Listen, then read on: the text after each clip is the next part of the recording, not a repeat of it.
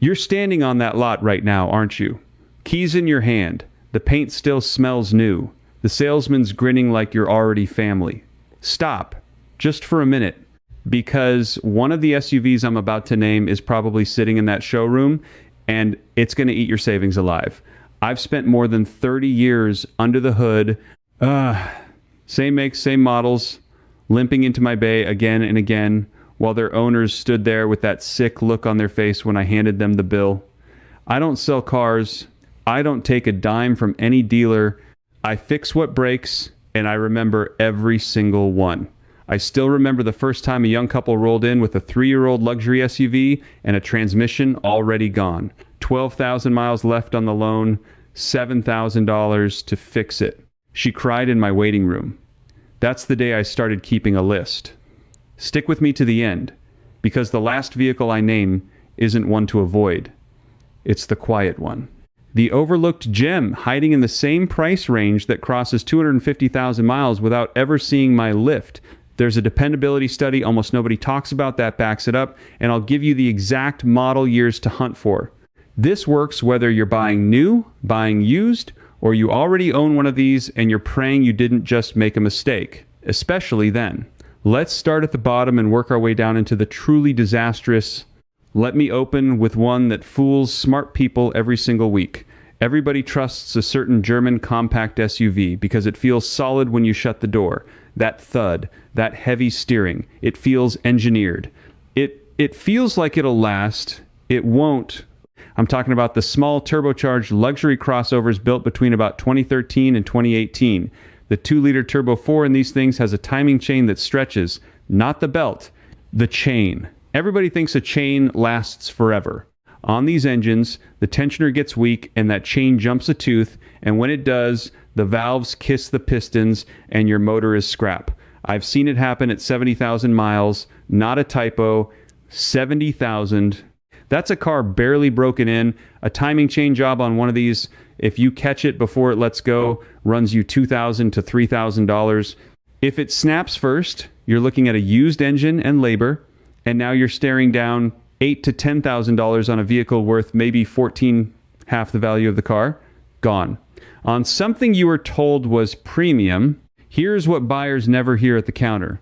There's a rattle at cold start. A quick metallic chatter for 1 or 2 seconds when you first crank it. Dealers call it normal. It is not normal. That's the tensioner telling you it's dying. So if you're shopping one of these, start it cold. Stone cold, first thing in the morning before the seller has a chance to warm it up. If you hear that rattle, walk. Just walk. There are better ways to spend your money. That one's expensive. But it's honest about being expensive up front. The next one hides the pain until you're too deep to get out. Let me tell you about the mid-size 3-row that every growing family thinks is the safe choice.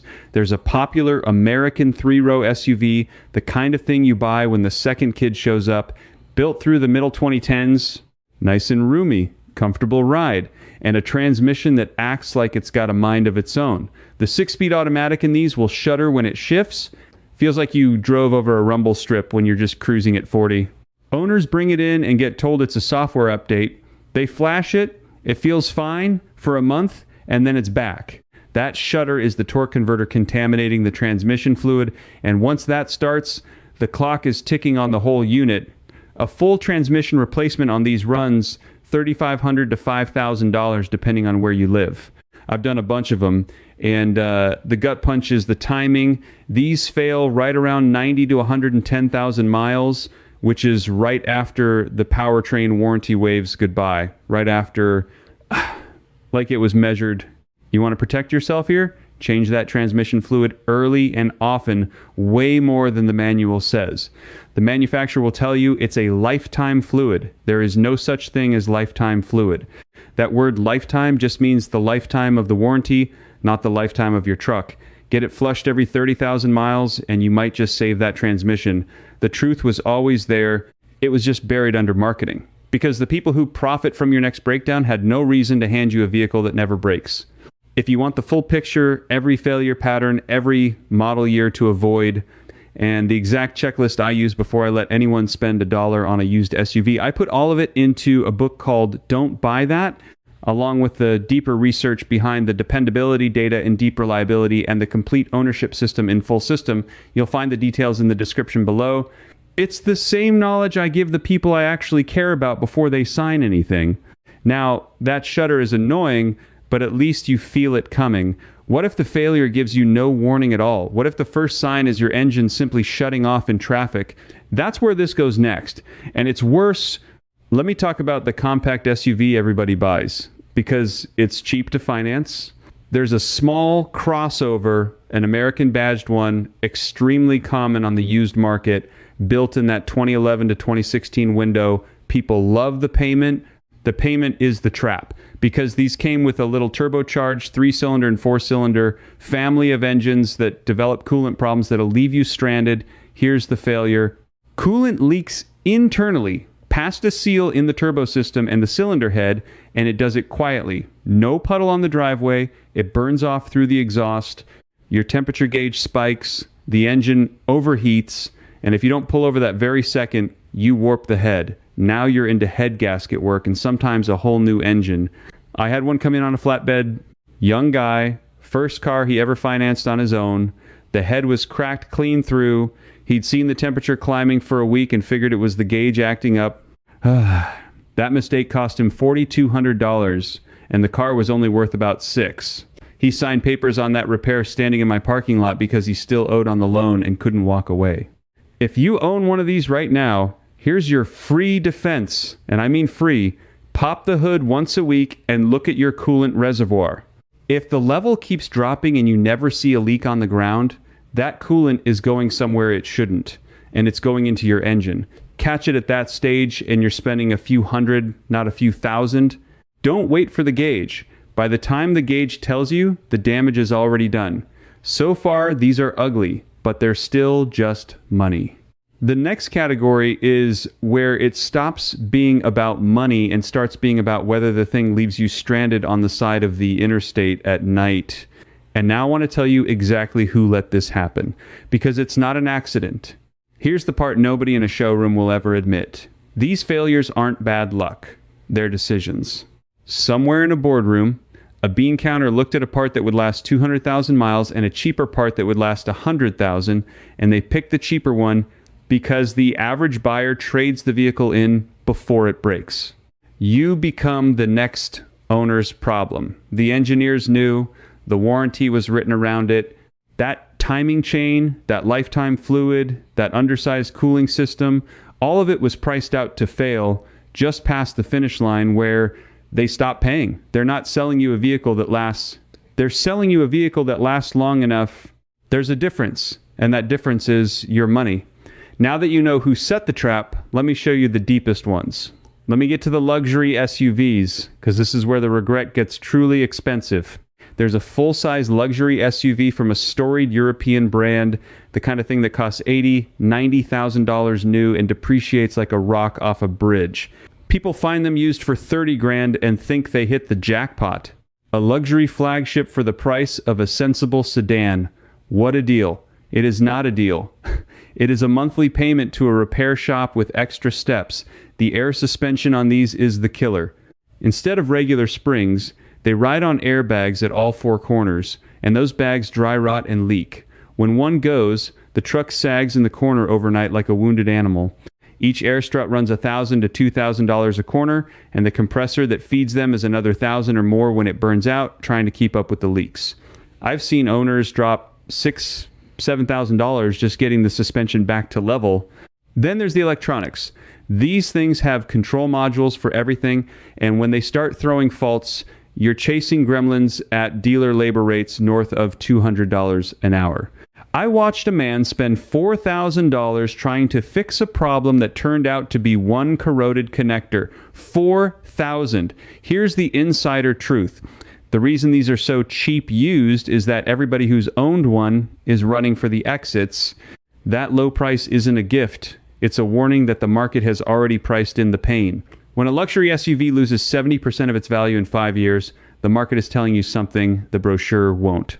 If you want the look and the leather without the bankruptcy, buy something with old-fashioned steel coil springs and fewer computers. Boring saves you money. Boring is beautiful when the bill comes.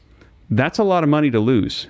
But at least you saw the price tag going in. The next one dresses up as reliable, wears a badge, people worship, and still breaks their hearts. Let me tell you the one that hurts to say. There's a mid-size SUV from a Japanese brand people treat like a religion. And most of what that brand builds, I'd put my own family in without blinking. But there's one V6 they ran through a stretch of years, roughly the mid-2000s into the early 2010s, that burns oil like it's got a grudge. The piston rings on this engine were designed too thin, and they gum up and stop sealing. So the engine drinks oil. A quart every 1,000 miles, sometimes worse. And here's the danger. Nobody checks their oil anymore. They trust the light. So the oil level drops, the light never comes on until it's critical, and the engine starves and spins a bearing. Now that bulletproof reputation is sitting on my lift with a knock in the bottom end. An engine job on one of these runs $5,000 to $7,000 on a brand people bought specifically because they thought they'd never see me. That's the betrayal that stings, because the trust was earned everywhere else and then quietly broken right here. There was actually a service action and extended coverage on some of these for exactly this oil consumption problem, which tells you the maker knew full well, if you own one, this is your homework, and it costs nothing. Check your oil on the dipstick every 2 weeks.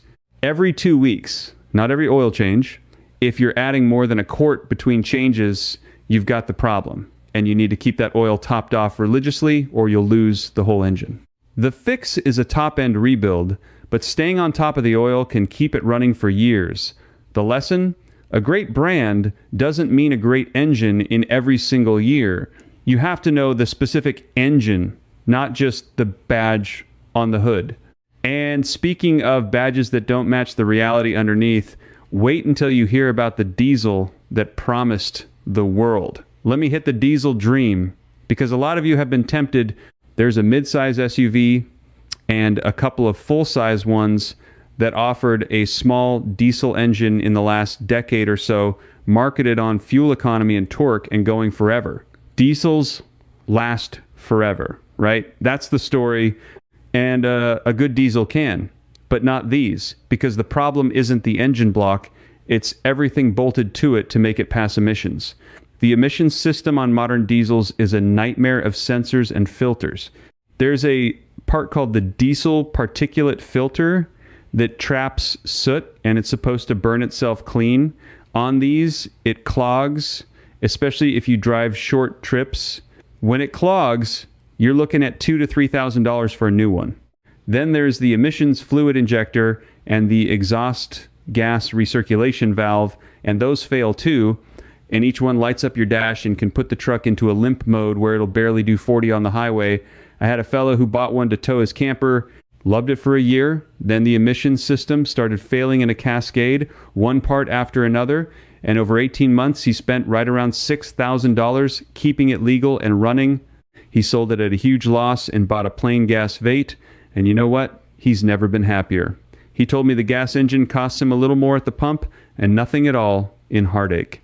The takeaway on diesels in these smaller SUVs is simple. Unless you're towing heavy every single day and putting on serious highway miles, the diesel premium never pays back, and the repair risk is enormous. For most folks, a good gas engine is the smarter, cheaper, calmer choice. Now, if you already own one of these and you're sitting there feeling that knot in your stomach, this next part is for you specifically. Don't click away. I'm about to save some of you real money. I know some of you are watching this and you already bought one of the vehicles I've named. Your heart's sinking. You feel like it's too late. It's not too late. Let me give you the things you can do this weekend in your own driveway with almost no money to catch these failures before they bankrupt you. First, buy yourself a cheap code reader.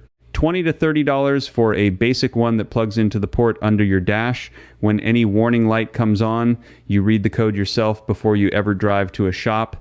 Half the panic and half the overcharging comes from not knowing what's actually wrong. You walk in knowing the code, nobody can sell you a repair you don't need. Second, learn to read your own fluids. Pull the oil dipstick. Oil should be amber to brown, not gritty, not milky. Milky oil means coolant is getting in. And that's your early warning on a head gasket. Check the transmission fluid where you can. If it smells burnt, like scorched toast, that transmission is cooking itself and you need fluid service now, not later. Third, do the cold start test on your own vehicle. First thing in the morning, before you've driven anywhere, start it and just listen. Rattles, knocks, a rough idle that smooths out after a few seconds, those are the early whispers of the expensive stuff. Your engine talks to you when it's cold. Learn its normal voice so you notice when it changes. Fourth, and this is the big one, get ahead of the fluid changes. Every failure I've described gets slower or stops entirely with clean fluid. Coolant, transmission fluid, oil. The makers tell you to stretch these intervals to make the car look cheap to own. Cut those intervals in half. $100 of fluid today is the cheapest insurance you will ever buy against a $5,000 repair. I have watched clean fluid carry a questionable engine past 200,000 miles. It's the single most powerful thing in your control. You do those four things, and you take the worst case disaster, and you turn it into a manageable annoyance. You're not helpless. You just needed somebody to tell you the truth, and now you've got it. So we've covered the ones to fear, but I promised you the other side of this. Stay with me, because now I'm going to tell you what to actually buy, and it's not what the salesman is pushing. Let me knock out a few more quick ones, because these round out the list, and you need to know them. There's a subcompact luxury crossover from a British-flavored brand that looks fantastic and rides like a dream, and will introduce you to electrical failures you didn't know were possible.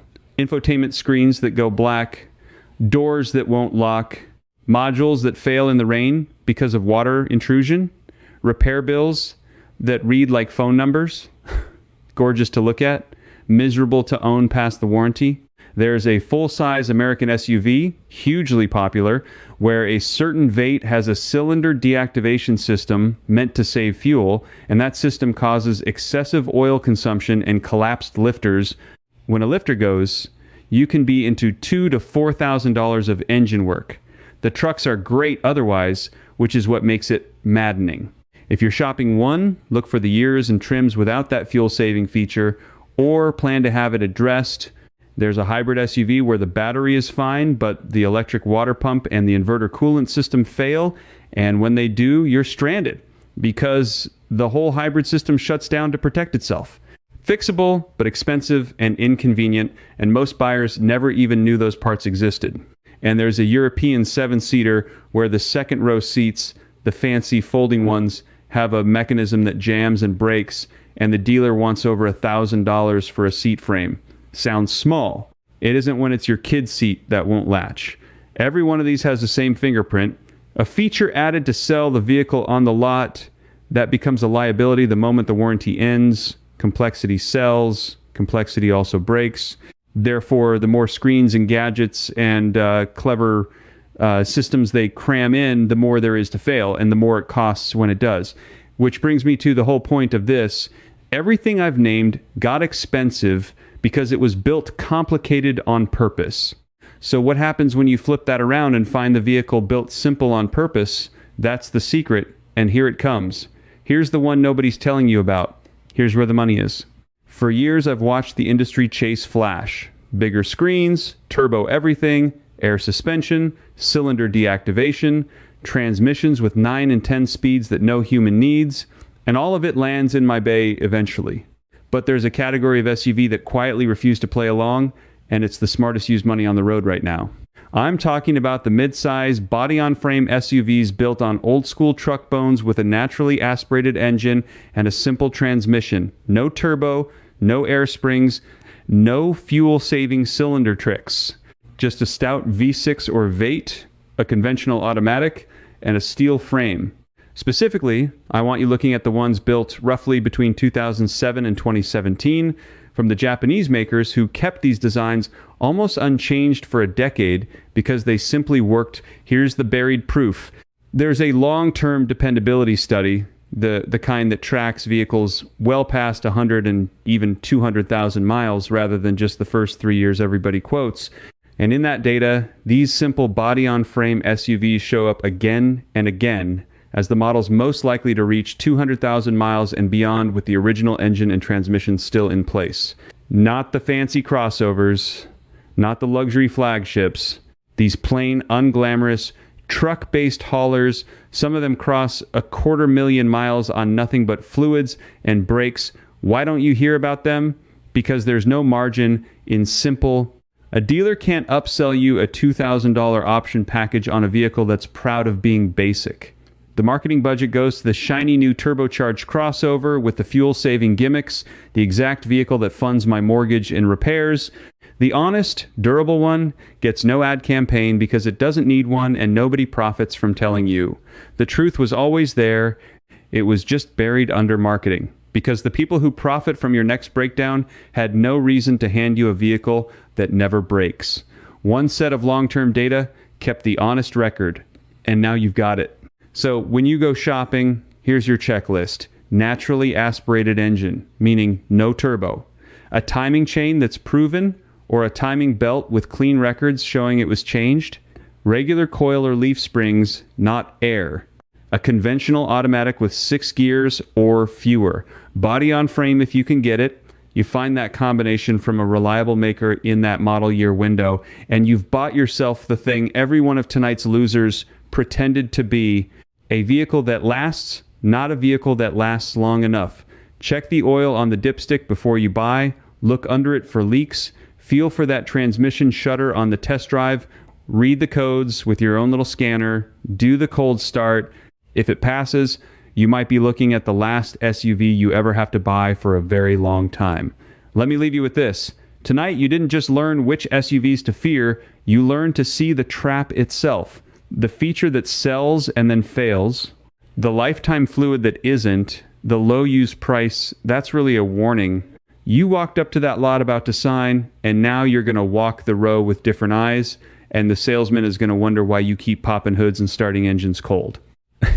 That feeling in your chest right now, that's the feeling of a mistake you're not going to make. You just kept thousands of dollars in your own pocket. You're the kind of driver who refuses to be handed a lemon with a smile.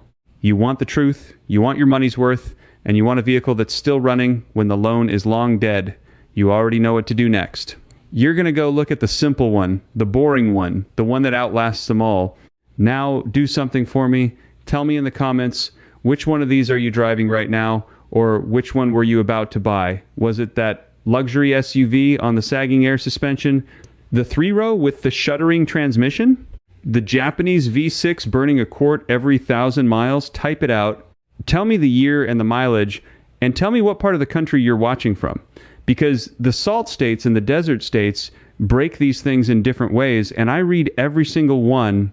If tonight saved you even one repair bill, then you belong with the rest of us who refuse to get burned by people who profit off our not knowing. Stick around. Keep learning to read your own vehicle, because the more you know under your own hood, the less anyone can ever take from you. And next time, I'm going to name the 3 engines I'd buy used at 200,000 miles without even flinching, and the one so-called reliable motor I wouldn't touch at 50,000 if you handed me the keys for free. You're not going to want to guess wrong on that one. I'll see you there.